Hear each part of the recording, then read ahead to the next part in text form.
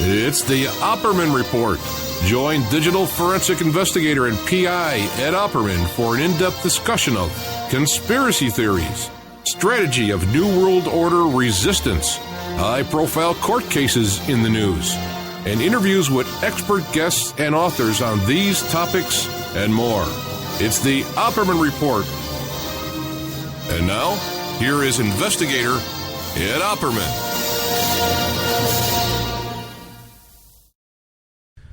Okay, welcome to the Opperman Report. I'm your host, private investigator Ed Opperman, and this is one of our special shows that we do for the members only section at OppermanReport.com. So, what I'm going to try and do is tell you about the Art Bell feud and lawsuit that took place in the late 90s. Whew, if you lived through this thing, man, it was a fascinating time. It was a fascinating story. Now, it culminated in a lawsuit. Art Bell sued David John Oates and Robert A.M. Stevens, and then ultimately also sued Ted Gunderson for defamation. It was a $60 million lawsuit. Okay. Now, let's go through these cast of characters. Everybody knows who Ted Gunderson is, the former FBI agent in charge of the L.A. division, and later on became a private investigator involved with the was that McDonald case? Yeah, Jeffrey McDonald case, Jeff McDonald, and then satanic ritual abuse case and the McMartin case and all that kind of stuff. Everybody knows him. David John Oates was this bizarre character from Australia with this thick Australian accent, and he used to be a frequent guest on Art Bell all the time. And what his claim to fame is that he invented reverse speech. And that is, if you took a recording, let's say you took a recording of what I'm saying right now, which you probably will when he gets all of this recording, and then he'll play it backwards, and then he hears secret messages in there. He hears secret things people are saying. It's like a lie detector test. You can hear what they're really thinking by playing it backwards. But one of the problems is only he can hear it, okay? And he has to teach you how to hear it. So he gives lessons and classes and all that kind of stuff. But he was a frequent guest on Art Bell, and he used to go on there all the time. Now, what happened? And then Robert A.M. Stevens was this bizarre character, con man, flim-flam artist, grifter, the whole deal, who at the time of all this was living up in Missoula, Montana, on a ranch with this guy named TJ, and TJ's 15-year-old daughter. Okay, maybe we'll get to that too. What a fascinating story this is. Oh my God. Now what happened was this. Okay. David Oates had a lot of fans from the Art Bell show and from his website, his reverse speech classes and all the kind of stuff he was doing. I think he sold special little tape recorders that could play things backwards. I mean, when you were on Art Bell, you'd make a lot of money, because back in those days, Art Bell would have like 15 million listeners on AM radio all across the country. And it was just at the beginning of the internet, so if you went on his show and you mentioned your website would crash because all the people were visiting your show. That's how much money you'd make from being on Art Bell. It was a big, big deal at the time. Okay. So David Oates is a frequent guest on the show, and David Oates used to, let's say, date these women fans of the show. He had these women followers who used to fascinate over this guy.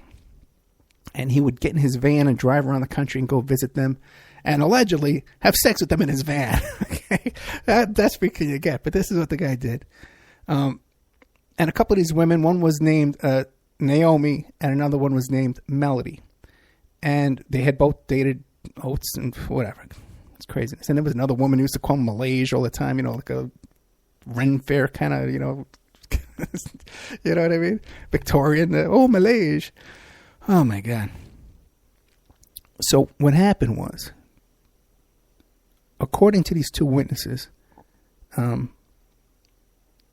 Oates started telling people that he was the Messiah or he was the Antichrist or whatever, and reverse speech was going to unlock the universe. And he had this messianic complex going on. And these women also claimed that he had threatened he was going to kill Art Bell. And they started sending messages and notes to Art Bell telling him, warning him about this. So, you get these kind of messages from listeners and stuff like that, and the crowd around his show, we're going to get into this later on. They were all just so crazy, bizarre people. It was just unbelievable. I had these people stalking me for years. I'll tell that story too as well. So he starts keeping an eye on Oates, right? And then there was the big falling out on the air where Oates would come up with these metaphors where he would play something in reverse and say, well, what they're saying is the sky is blue. And what that really means is that he's lying about this. He would have these crazy, he couldn't even get it to go in reverse and have it make something that made sense. He would have to take it something that didn't make sense and then interpret it through metaphors. So Art Bell got fed up with him, and they had a falling out because there was all this other static going on in the background. And these women continually warned Bell about these threats, and Bell ultimately contacted the police. Around the same time, Oates had hired a private investigator company called Dig Dirt, digdirt.com, to dig up dirt on Art Bell that he could find. And all this is going on behind the scenes. Then the most bizarre thing happened. Because a lot of these people behind the scenes, they all knew each other, and they're all chatting on these message boards. And what was that thing called back in those days? I don't even remember. I'm going to mess it up. There was this different kind of chat format that we used back in those days. I forget what it's called. I might remember.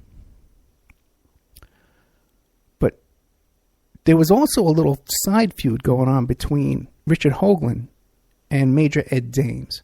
And Major Ed Dames was a remote viewer guy that's had some kind of military background. He's predicted the end of the world like 10,000 times. It's going to be kill shots with the meteors hitting the earth and volcanic tubes up in Hawaii. It's ridiculous stuff. And everybody knows Richard Hoagland. I've been on Richard Hoagland's show. He's a nice guy. But they had some kind of dispute because Richard Hoagland claimed that he had a source in the NSA that was telling him, feeding him this inside information. And Dame says, well, who was ever saying that doesn't really have information, because if you have inside information, you don't give it away, especially if you're NSA. So Hoagland brings this guy on the show the next night, his source, a guy named Vance Davis. And if you Google Vance Davis, Ouija boards, NSA, his whole story comes up. Okay, you can find his, I think it's called like the Gulf Breeze 6 or the Clearwater 6 or something like that. But these NSA agents that kind of went a little nutty, and they went AWOL for a while, and they had Ouija boards and stuff like that. And it was like a government project. And they were playing with Ouija boards and Scientology and all kind of weird stuff. So get this. He comes on Art Bell, and this is back in 96. And he says, he's telling things he knows, but it's not enough. And Bell wants, tell us something really good. What kind of real good dirt do you got? And he goes, well, we're hearing that there's going to be an attack on the East Coast, on the Northeast, in the fall by Bin Laden. Oh, this is years before the World Trade Center attack. And this guy's talking about it. No one had been talking about this at all. And what happens the next day? All hell breaks loose. Art Bell has a guest on a show named Robert A.M. Stevens, who was some character who popped up on the internet. And he was a guest on Jeff Rent's and some other little shows. And the first thing he said on the first show he was ever on, they introduced him, he says, well, I am a Navy SEAL. And then he goes on to talk about how he's an artist, and he is a contractor for NASA. He works for NASA. And then ultimately he goes on when his resume would increase with each of the passing day. Then later on he was a spy, and he was a fireman, and he was a cowboy. What else? You know what I mean? Oh my God. What else could you be after that? Look at all the things little kids dream about being when they grow up. Really fascinating character this guy was. So he gets into a big fight with Hoagland on the air, and they kick him off the air. And there was a lot of buzz about that going on for a few days. And so Steven's not going away quiet. He teams up with Oates. When we think they were teamed up beforehand to this, but at that point he teams up with Oates, and he creates this message board and website pretty much on a daily basis to harass Art Bell. So let's fast forward. I'm in my condo on Staten Island. And I had this really beautiful I think back now, what a beautiful place that was, man. My dining, I had like a black marble dining table with these gorgeous chairs from Maurice Valencia, and this, marble side table. Oh my God, I had a pool table. With a second floor and a loft, I had a pool table up there. Oh God, what a life I had. And my phone system I had was called Wide Area Centrex. We had to dial 9 to get out, but my phones were connected to the mall and to my office. It was all on one big giant thing, so you could just pick up the phone and hit the number, hit 1, and I would go to Christie or whatever. I work from home a lot. So we had decided to put a new bathroom in the downstairs bathroom. And I was going to put a new tub in, a new tile, and have it all done nice and pretty. And so I hired some guy, and the guy turned out to be a real jerk. And he made a mess out of the bathroom. And that was the only shower we had. Okay. It was the only full shower and full bath that we had, and they had to turn off the water. So I was cooped up in my place there. I couldn't shave, and I couldn't shower. So I was pretty much cooped up, and I would have to wait like 3 days. So I used to go and visit the Art Bell website. And I wasn't a big fan of Art Bell at the time, but I listened once in a while. And I was checking things on the internet, and I found the Art Bell website. And in there it says, Art Bell, for more information about the Art Bell David Oates feud, you can go to this link. And I thought, let me check out the link. And I click on the link, and it took us to a message board called Howl. And these were mostly fans of David Oates, but also some fans of Art Bell. And they were going back and forth, debating back and forth. And what the big debate going on back and forth that first day I came on there was that these two women who had been witnesses for Art Bell telling him, hey, David Oates is threatening your life, and Art Bell had gone to the FBI. Now these women were being threatened on that website. They were posting pictures of coffins and all this kind of stuff, and threatening their lives. So I had never participated in an internet message board before this. Okay, this is my first outing. I was never a debater in high school or college or anything like that. This is my first time in a public forum debate. And I created the name Observer because I was sitting there observing. And I created the name Observer, and I went on there, and I says, hey, if anybody's a witness and has given a witness statement to the FBI, and now they're being threatened on this website, you should immediately call up the FBI agent that interviewed and you took your statement and tell them you're being threatened. This is witness intimidation. Okay? It's serious business. I don't know how I said. By the way, too, I was so new with the internet back then. I didn't even know how to copy and paste or anything like that. There was no spell check. So every time I would reply back and forth to these people, I had to type the whole thing out. So my typing was all messed up. So as soon as I typed that in, who's this new guy, Observer, typing on this message board for him, the whole place went crazy. And right away they assumed that I had to be Art Bell. That Art Bell was posting under the name Observer. So all the regulars on there started debating with me back and forth. And I was answering all every time they had an argument with me, I would argue right back. To the point where I was arguing with the whole freaking board. And I even showed my wife came up. And she says, what are you doing? I says, look at this screen. Because when you would comment on a thing, it would change color. And I says, look at this. These are all my responses. I'm arguing with all these people, and I'm destroying them. I'm making a mess out of these people. I'm beating them and everything they have to say. So, and now I'm cooped in this house for like 3 or 4 days because we got no water and we got no place to shower and I can't go out. I was on this thing 24 hours a day for the first 3 days. I had nothing to do. Just chat on this freaking message board with these crazy people. So this went on for about a year and a half, okay, with the daily arguing and fighting back and forth with these people. And more and more, these people stalking Art Bell's wife. And it came out that in this David Oates investigation of Art Bell,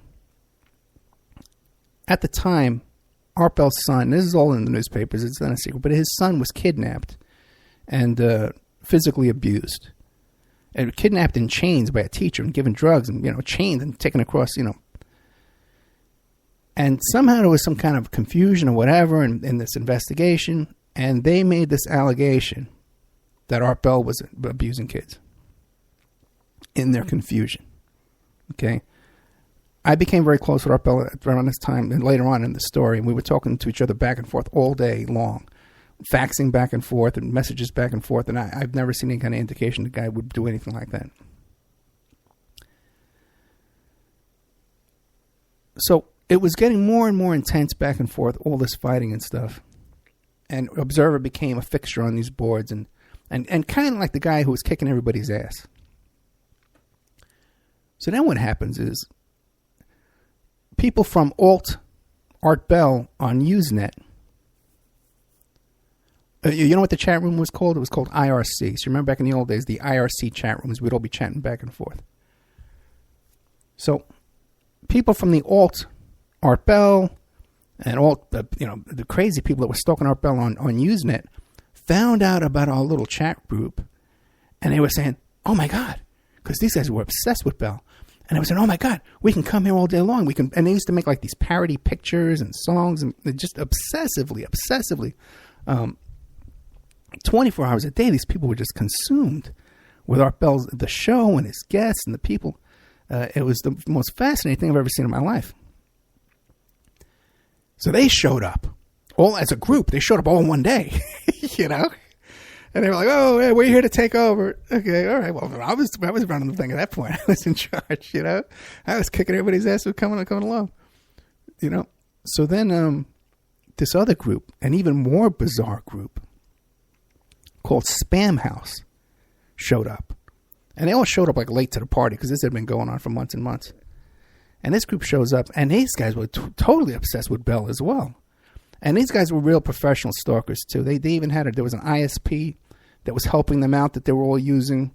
And the guy who owned the ISP was a real weirdo that was involved in all this stuff. Real creepy folks. And you would see them on Usenet, like they would stalk. Some woman had a son with cerebral palsy or something like that, and they would stalk this woman and call her retard. They would even go to like websites for like autism and cerebral palsy and like troll the people on there. Just bizarre trolls, weird people. And those are the ones who really became obsessed with me and started stalking me and actually showed up at my house one day. This is a sick bunch of folks, man. So now it really got intense. It was going back and forth. And there were a couple of folks that were just so obsessed with me, and I just pretty much ignored them, because just let them ramble on. They were like children. Like the quality of the discussion and the debate deteriorated dramatically. But it went on back and forth, and several websites were created, and several message boards and chat rooms were created on this feud and on this topic. And Bell was aware of everything. He was aware of every single thing that was going on, and every word. He read everything on every freaking page. So I don't know how it came about, but I had sent an email to Keith Rowland, who was Art Bell's webmaster for artbell.com, and he somehow posted my email. And so now these people knew what my email address was. And it was, they really couldn't do anything with it, but now they had my email. It was harassing me through email. And I was kind of pissed at Keith about that. And me and Art got in contact with each other. And we started chatting via fax and telephone about what was going on in this feud. All right, and I was trying to help him out. I wasn't working as a private investigator at this time at all. I was working with the Beeper Company. I really didn't. This was a period of my life when I didn't have any PI work, because even during the Beeper Company time, I did do some information broker work. We set up a little company called Spiderweb Communications in order to buy and sell information through a friend of mine who used to do. I found this guy who used to do employment screening for me for the Beeper Company to do background checks on my employees, like credit reports and motor vehicle reports and that kind of stuff, and to verify their previous employers' information. So me and him worked out a little deal, and I was doing some information brokering with him because I had all these contacts still, but I didn't want to do all the work involved with buying and selling it. So I had a guy doing it for me. So I guess the next big thing that happened was, because there was all these big threats back and forth, and it really, really became intense. It became so intense, in fact, that this guy, Robert Stevens, because I totally exposed him. We ran his background. We checked with NASA to see if he worked there. I was calling Missoula, Montana. I was calling like the local library and the local police station to see what they know about this guy. I was checking this guy out from top to bottom, and nothing he said panned out. Everything he said was made up. But no matter how much you would blow him up, he'd stick with his story because he was crazy. Poor guy's dead now. Basically, his whole connection to NASA is that he donated some art. He did some art for them and donated it to them, and then made friends with someone over there, had a contact person over there, and then he claimed suddenly that he was an astronaut. And he also, too, he used to claim that he was dating one of the astronauts that died, Sally Ride, or the other one of those female astronauts that died in the crash. Poor guy was insane. And I was so cruel to this guy. I used to troll him all day long and all night long. And what I would do is, because back then you could just make up a fake name and post under a fake name, change your name if you wouldn't want to use your own name. So I would talk to someone, like let's say I would talk to one of his neighbors or someone from his church. Okay. Oh my God. I was a stalker. So let's say I would talk to someone like that and I'd find out a juicy tidbit of information about him. And so I would make believe I was a different person. I'd say, "Oh, Mr. Stevens, I support everything you're doing. I believe everything you're saying.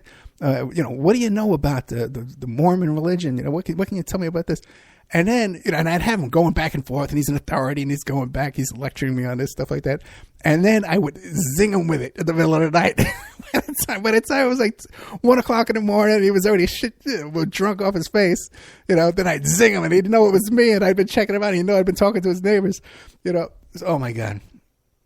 And this is like a sport for me. It became, when I was talking to Art Bell's lawyers one day, I says, "Oh my God, I got addicted to this, to trolling these guys and to debating these characters. He's nuts." So what happened was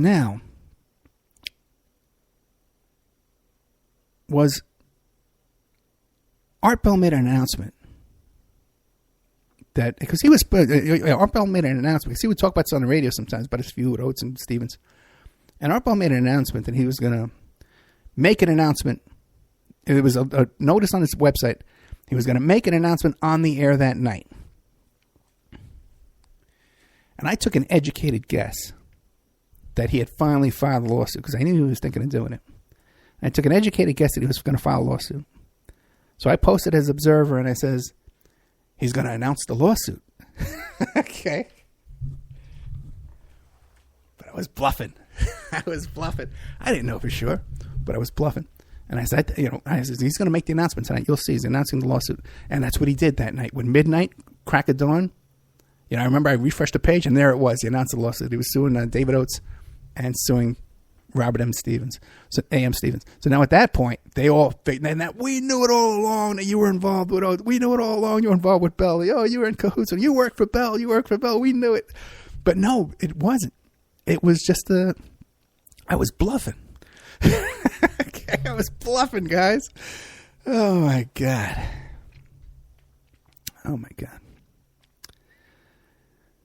So,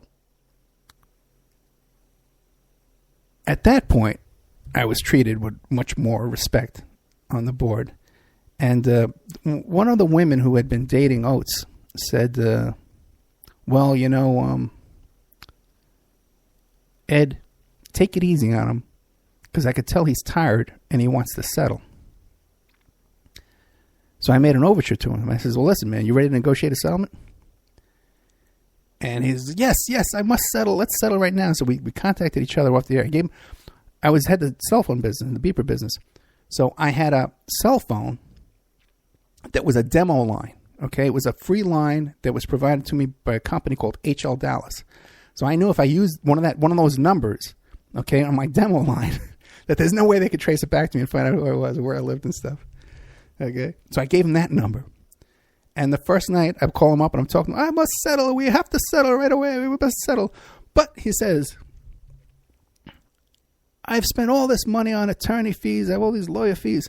I must receive compensation for the money I've laid out for this." And I said, "Okay, well, listen, I'll talk to Bell and I'll try and work out a settlement there for you. How much do you owe your lawyer?" He says, $1,500. whatever it was, or whatever figure he gave me, 3,500, whatever ridiculous figure he gave me. I says, okay, I'll talk to Bill. I'll get back to you. So I talked to Bill, and I says, hey, listen, I got him. He's ready to settle. Okay? And says, all he wants is a couple of bucks to pay the lawyer what he paid him. He gave me the figure, it's right here. And Bill goes, he didn't give his lawyer that much money. I says, how do you know? He says, well, what happened was, when Oates faxed me his attorney information, by mistake, he also faxed over the retainer agreement with the amount that he paid the attorney.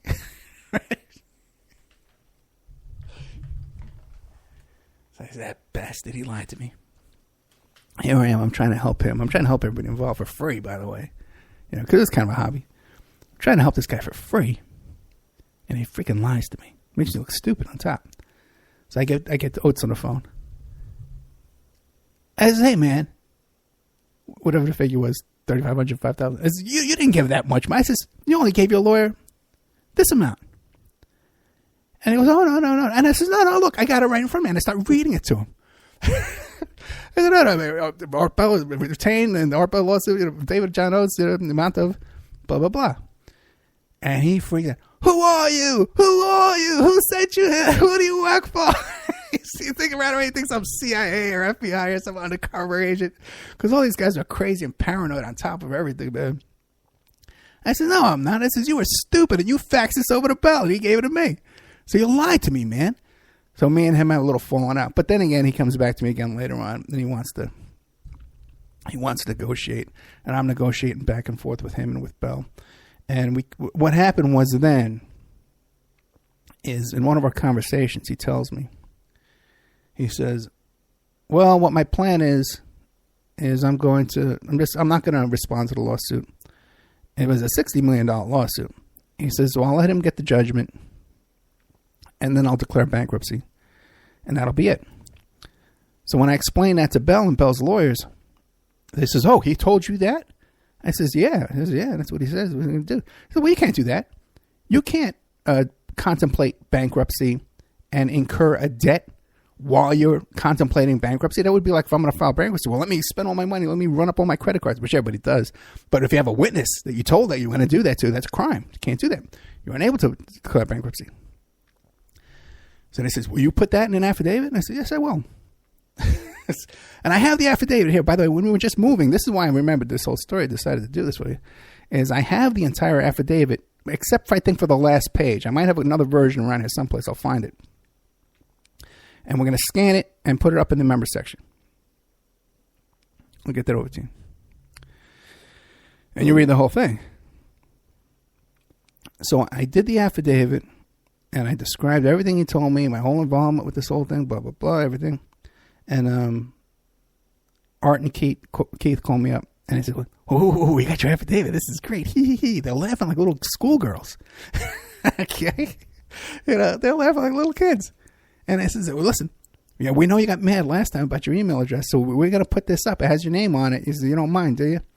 And I said, no. I'm ready to do it. So then I knew that night, everyone in this crazy group was going to see my name and find out my real name and where I lived and stuff like that. And I said, no, I'll do it. And I've been fighting with these people, and now we won, right? So let's put it up. I want to take credit for winning, for beating their asses, right? And they did. And then, oh, boy. And all that, the bleep hit the fan at that point, man. Because now all their stalking that they were doing, man, increased like tenfold. They ran a search on me. I know who did it, too. There was a PI involved, and it was this guy from New Orleans. And he ran a search on me, found out my car and where I lived and stuff like that, and my social security number, my date of birth, and they posted it on the internet. But the thing is, everything that they looked up about me proved exactly what I said. I drove a convertible. I drove a Mustang convertible, and I lived on a golf course. Okay, that's what I've been saying all along. So it's not like they outed me and found out, I did all this stuff. And they still couldn't figure out what I did for a living. They were all confused. They thought I was doing all different kind of stuff. So they couldn't find my business and arrest me there. Oh, my God. It was so funny because I used to, when I would call, I forget who I was calling, but I used to have to use the payphone sometimes when I was making these calls. And one time I was down at the payphone, Where it was in the entrance to the Staten Island Mall where we had the beeper store. And my employees would be walking by me as I'm screaming into the payphone, "He never worked for NASA. I called NASA." So they're like, "Oh my God, what's going on? What is this guy up to?" My boss is crazy. I'm there in a suit and tie screaming into a payphone with a giant handful of quarters. Screaming into the phone. All right, this is a good time to take a commercial break. We'll be right back after these messages. I'm telling the Art Bell feud story. And I seem to remember quite a bit of it. I have no notes on this at all. So we'll be right back after these messages with more of the Opperman Report and your host, Ed Opperman.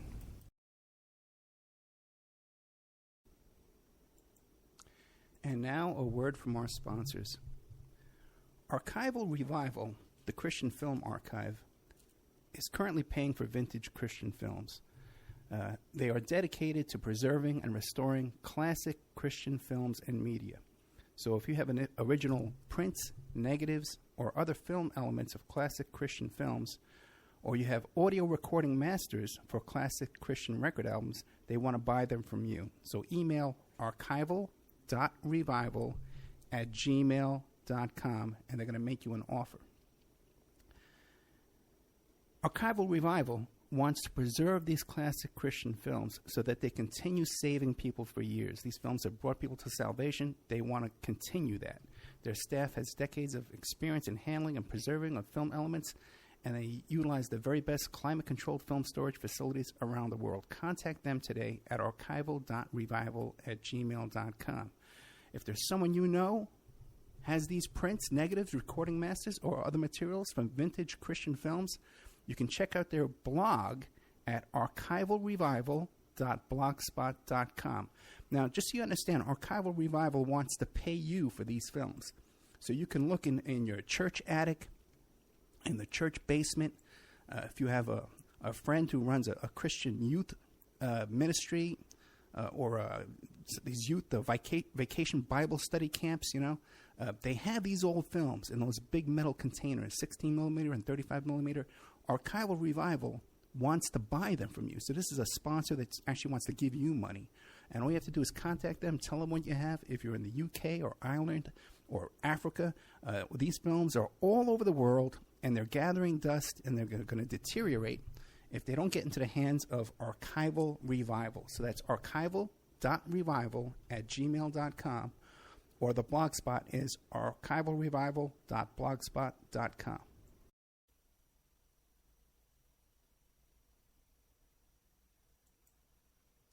Don't forget, this show is brought to you by pscoco.com. Phoebe Sod is an independent curator with the Cocoa Exchange. The Cocoa Exchange is formerly known as Dove Chocolate Discoveries, and they make the finest silky smooth chocolate because the products start with the best cocoa beans, which are tested for quality and flavor by expert technicians. The Cocoa Exchange offers not just premium chocolates, but anything from sauces and spices to brownie and cake mixes, and even coffee and martini mixes. If you wish to treat yourself or someone you love to a sweet and tasty gift, then the Cocoa Exchange is the brand for you. So you go to pscoco.com, you click on the Shop Now button. You can see all their beautiful chocolates. You can order it right now tonight. It could be in your mailbox in a couple of days. Or if you want to get into the chocolate business, you want to be a chocolatier just like Phoebe Sod, you can click the Contact Us button, and you can learn how to get your own website, go into the cocoa chocolate business, and sell chocolate and make a little bit of money there. Remember, all these shows on Awake are brought to you by emailrevealer.com. You can go to emailrevealer.com and get a copy of my book, How to Become a Successful Private Investigator. But you also do all the kind of different services for you. An online dating service investigation. It's called an online infidelity investigation. And that's where you give us your husband or your boyfriend, your girlfriend's email address, and we trace it back to their online dating websites. And we return a list of all the dating sites that email is registered to. We can expand on that investigation and trace it back to porn sites, escort service sites, swinger sites, even gambling websites, and even prescription drug websites. If you think your ex-husband or something is addicted to prescription medication or involved in a extreme online pornography addiction, we can produce a report for you that you can use in court. Adoption investigations. If you want to locate your birth parents or your birth child you gave away for adoption, we can do adoption investigations for you. Asset searches for you. Locate bank accounts, hidden assets, hidden properties, hidden income, all different kinds of services in the asset search investigation. Email tracing. If you need to locate or identify somebody from just an email address, we can do an email trace investigation for you, and all kinds of digital forensics, computer and cell phone digital forensics, where we can recover deleted content from an email or a hard drive and produce a report for you that you can use in court. That's emailrevealer.com, or you can contact me at oppermaninvestigations@gmail.com. Okay, welcome back to the Opperman Report. I'm your host, private investigator, Ed Opperman.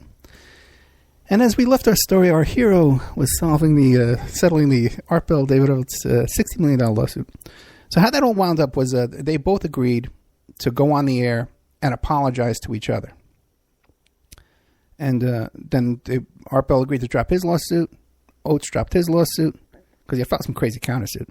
And they went each other's separate ways. And pretty much Oates dropped out of the scene. He didn't really come on these websites anymore complaining about Bell. He didn't talk about it. But he did show up occasionally. And by the way, more pissed off at me than ever.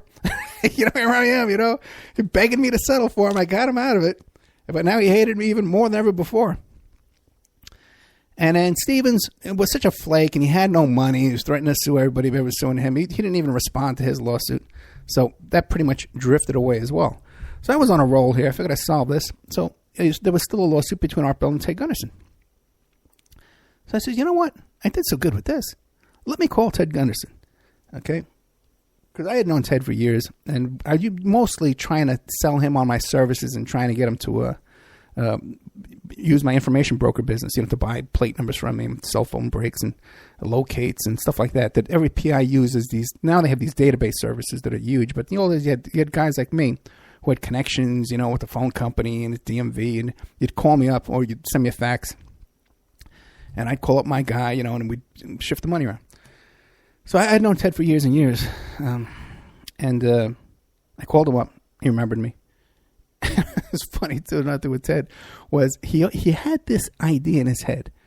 Somehow, I don't know what it was, we had some conversation one day where he told me that he wanted me to duplicate audio tapes or videotapes for him so he could sell. He wanted to send me a bunch of tapes.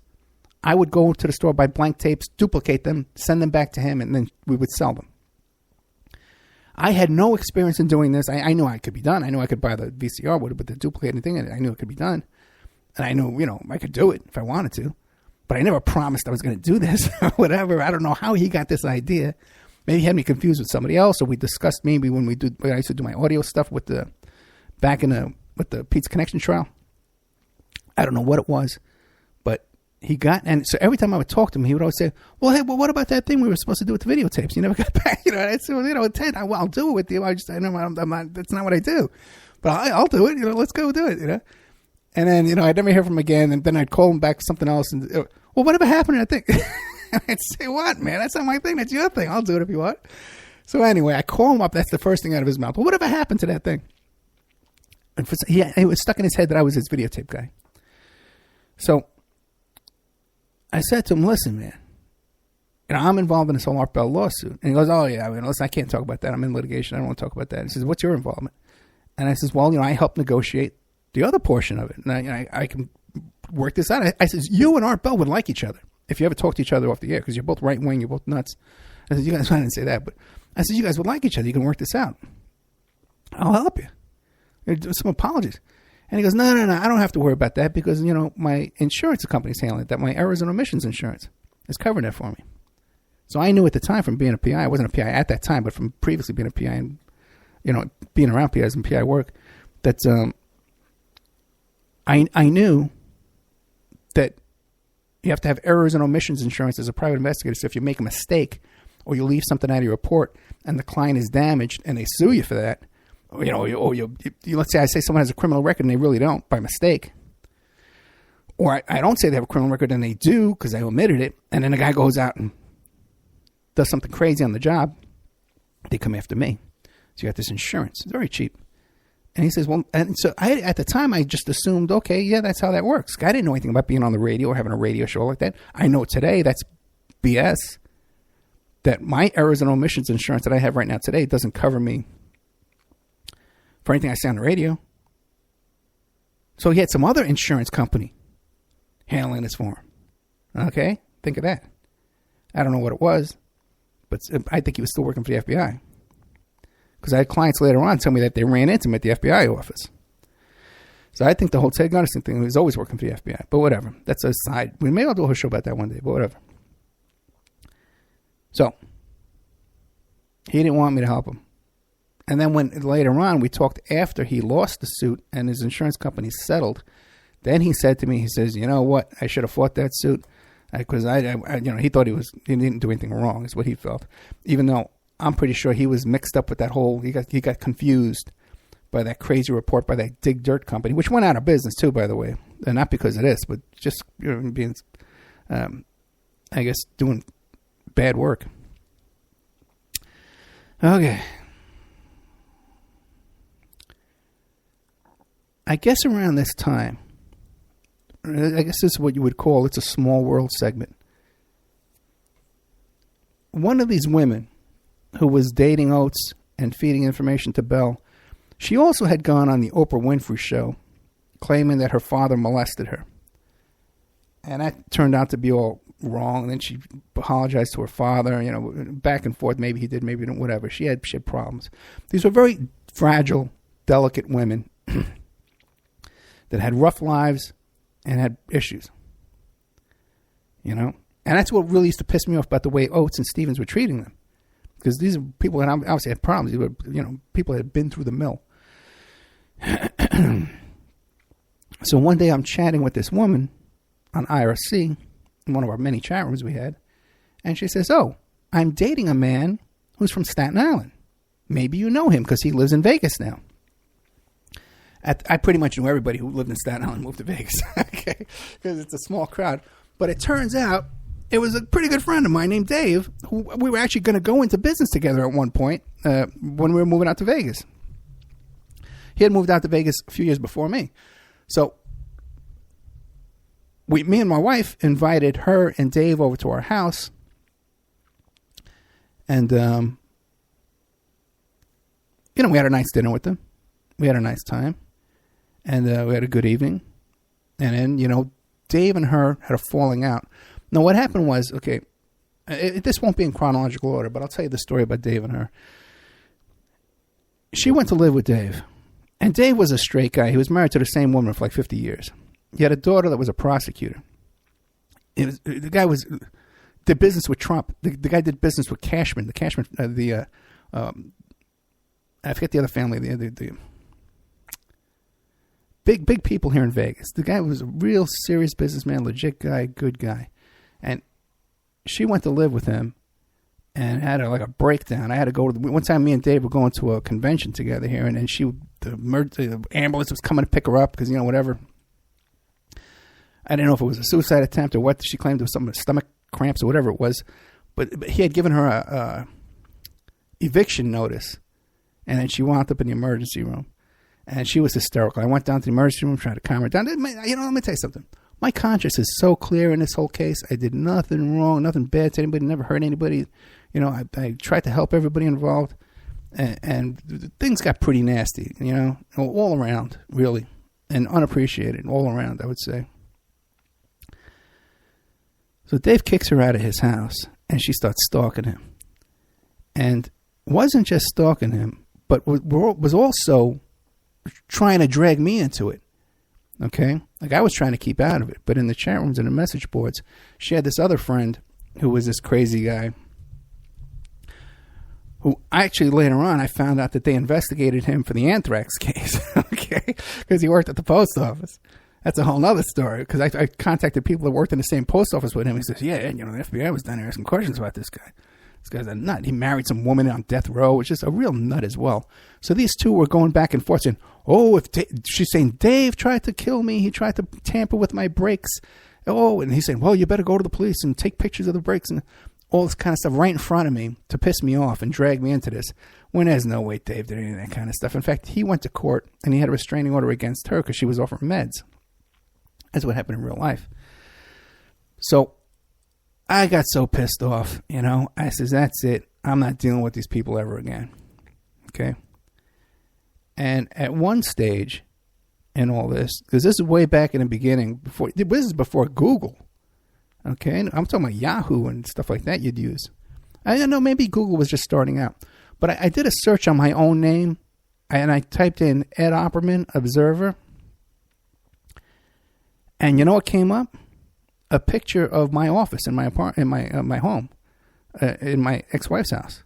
That I had we took to one of the bedrooms. I made an office in there with my computers where I did all my, and someone had been in my house and took a picture of my office and called it Observer. And I think it was that woman who was in my house. Okay, betraying me like that. Then what happened too is this other character was stalking the hell out of me. And he actually came to my house. He lived all the way up in Northern California. And he drove like 9 hours in this beat up like landscaping type truck. And I'm home, and my daughter was a little baby, so I was babysitting my daughter. And as a doorbell rings, I answer the door, and there's some guy there, and he says, "Oh, I'm here to meet the real estate agent." I said, "Well, well, there's no real estate agent here. We're not for sale or anything like that." And he goes, "Oh my goodness, can I use your phone?" No. And he says, "Oh, can I come in and use your phone?" And I knew something was goofy right away. And I see this truck, this beat up truck. Anyway, I found out later on that was this freaking nut that was stalking me from this board. He had my address. He came all the way just to look at me and see what I looked like. And then drove all the way back. How sick is that? So this was at a period of time where there were no email tracing. There was no way to trace someone's email, to get a name and address from someone's email. And so I started calling around to old PI friends of mine and stuff like that. And it says, well, how do you do an email break? How do you get a name and identify somebody from an email? And they would all say, oh, Ed, there's no way to do it. There's no way to do it. You can do this. You can get the IP address and trace it back to the ISP and then get a subpoena. But otherwise, there's really no way to do it. Find out what the guy's name is or where he's located. And it was this that motivated me, this incident, because I wanted to identify this guy. So I sat down, I thought of a little trap that I could create where I can get them to reveal who they were, right? That's how I came up with that name, Email Revealer, for my website, because this is how I learned how to trace emails.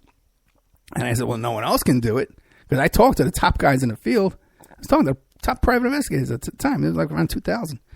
So to the top guys who were doing this, and so I said, okay, and I learned how to trace emails, and I started selling that service, tracing emails, locating and identifying people from an email address.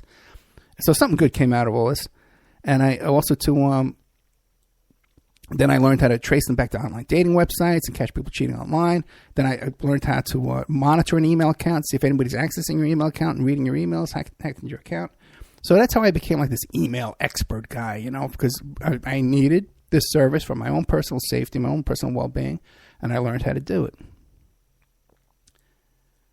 Let's see. I'm not sure if I'm leaving anything out of this story. That might be the whole thing. The whole thing. The fight with the Stevens, and then later on Stevens died. I guess we could fit that in. But I guess that's the whole story, that these guys were stalking Bell. Bell sued him. I negotiated a settlement because they confessed to me that they were on going to do this bankruptcy fraud. I tried to help out with the Gunderson. Gunderson kind of revealed that he was on some other kind of insurance. It wasn't PI insurance. I don't know what other kind of insurance he had. He called it errors and omissions. If it was some kind of errors and omissions involved with the FBI, that would make sense because he was working a case undercover, instigating things. COINTELPRO, because he was COINTELPRO for real. That's what he did for the FBI in LA. He threw Black Panthers in prison.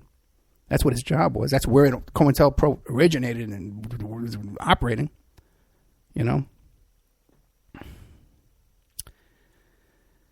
And I guess that's about it. And that's how I had the falling out with the people, and I kind of left them alone and left them behind because they were stalking my friend Dave. And you know what? We were all good friends, too. It was kind of a shame because we were really close. We were in battle together, But when they started stalking Dave, because he was an old guy and he was a widow. He was just a widow. As a matter of fact, too, I can't go into this detail, but there was one night where I had to go over to get Dave out of trouble because he was a wreck that night. Because, he was lonely. His wife left, his wife died, and he was here in Vegas all by himself. Anyway, so I guess that's the whole story for you, the whole Art Bell feud and my involvement with it. Now, that's my recollection as of today, and I'll attach to. I'll put the affidavit up in the member section as soon as I get a chance. That's my recollection as of today. If anybody else is involved and you want to share your recollection, if you have a different memory of this situation, my dates are wrong, some of the names are wrong, you can contact me and I'll add it to the show and I'll make a correction. But that's how I remember things. Okay, so before anybody listens to this and starts to assume me or whatever you think you're going to do, okay? I know a little something about defamation lawsuits, okay? Like I said, I negotiated a $60 million one. I also sued someone for defamation. Also, as a private investigator, I've worked on dozens and dozens of these cases, capturing the evidence and e-discovery and presenting exhibits in defamation cases. So, all this craziness about threatening to sue people, trust me, I've been there, done that. Anyway, so if you like the show, this is our member section. You're already in the member section. This will never play live. Sponsors, we're looking for sponsors. And donations, okay? We need your donations all the time. Let me tell you. You can send a donation to oppermanreport@gmail.com. Especially this month, things are really, really tight. I was supposed to have a big job. It fell through after I already did a bunch of work on it. Then they tell me they're not going to hire me. So what are you going to do? That's why I'm trying to put up some extra content here in the member section. oppermanreport@gmail.com if you want to be a sponsor. If you want to send a donation, I'm your guy. Okay?